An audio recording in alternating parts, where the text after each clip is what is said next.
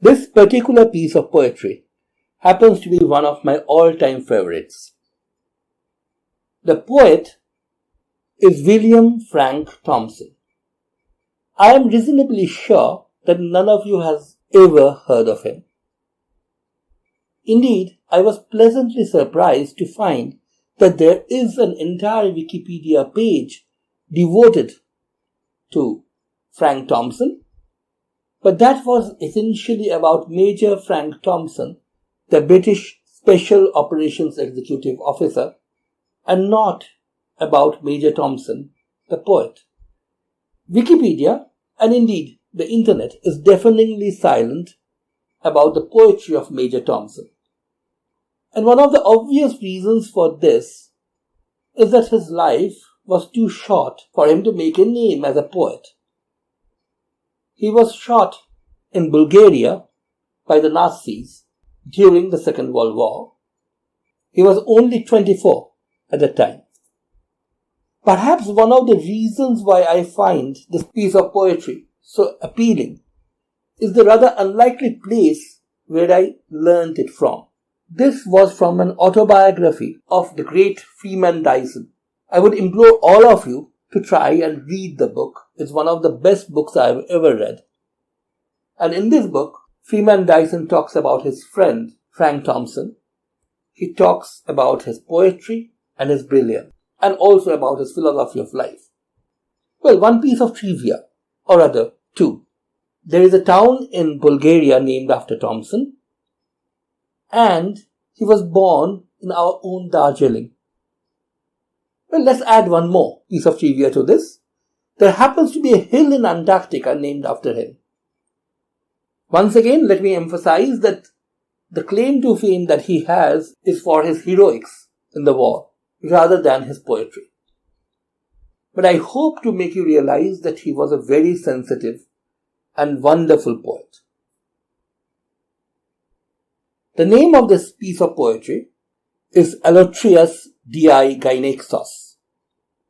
Don't worry, the name is Greek, but the poem is in English.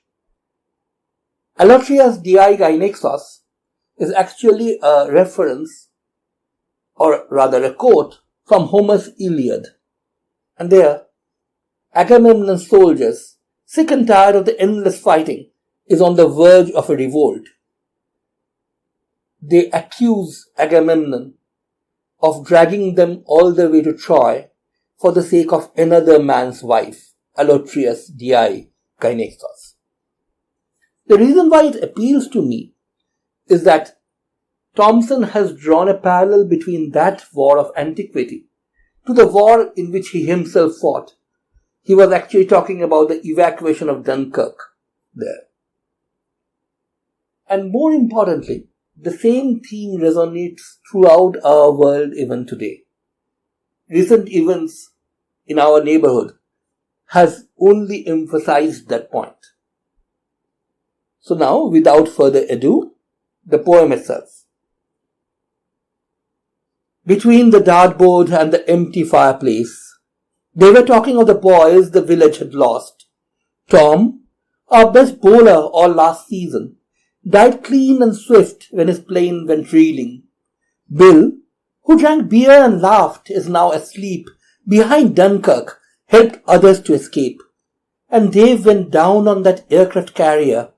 Dave, whom nobody minded, but who played the flute rather well, I remember. These boys died bravely.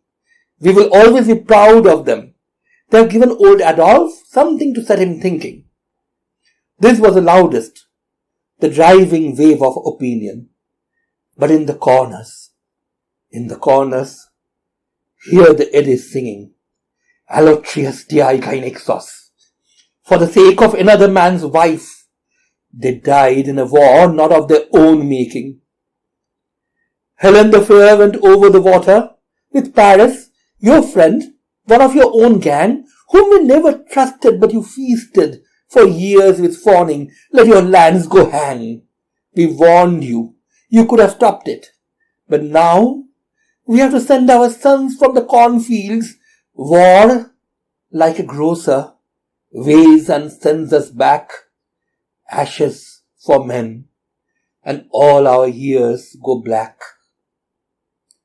Yes, they died well, but not to suit your purpose, not so that you could go hunting with 2 horses, while their sons touched their caps, opening gates for pennies. Perhaps we shall take a hand, write our own ending. One growls this beneath his breath. Soft, but the Titan heard it waking.